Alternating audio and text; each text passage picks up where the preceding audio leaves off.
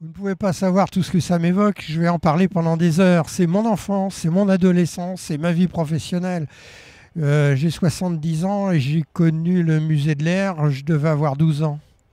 Et ça fait beaucoup, beaucoup, beaucoup de souvenirs. Donc moi j'ai commencé par connaître le musée de l'Air de Meudon, qui était ma caverne d'Ali Baba, parce qu'en général j'étais le seul visiteur quand j'y allais là-bas. Il y avait presque jamais personne. De temps en temps, il y avait des vieux messieurs qui étaient là, qui parlaient gravement et un langage que je ne comprenais pas encore à l'époque. Voilà, mais en général, je me promenais tout seul au milieu des avions et je rêvais, je rêvais, je rêvais. Vous ne pouvez pas savoir ce que j'ai pu rêver au musée de l'Air.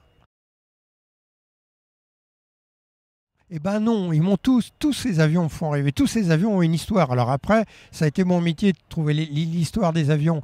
Donc, je pourrais vous parler presque une heure de la plupart des avions, une heure ou deux. Mais pour quelques autres, j'en connais beaucoup, beaucoup moins. Mais c'est vrai que j'ai une dilection particulière pour tout ce qui est avion ancien, bois étoile, on va dire, quoi, plus que pour les avions métalliques. Encore que des avions métalliques, il y en a eu à l'époque des avions bois étoile, hein. Mais je ne sais pas, peut-être le petit Nieuport monoplan, parce que ça a été un progrès colossal de l'aviation et on l'a complètement oublié parce que celui qui l'a fait, Édouard Nieuport, est mort très très vite. Il s'est tué bêtement dans un accident et on a oublié tout ce que ce petit avion avait apporté. Vous savez, j'ai vu le musée s'installer ici, hein.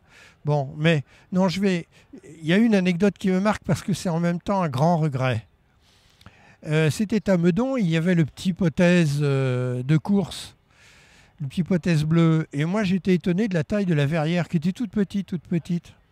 Et il y avait là un monsieur en costume gris, costume 3 pièces, très bien coiffé, qui avait des chaussures vernies, et qui me dit mais non, vous savez, on voit très très bien.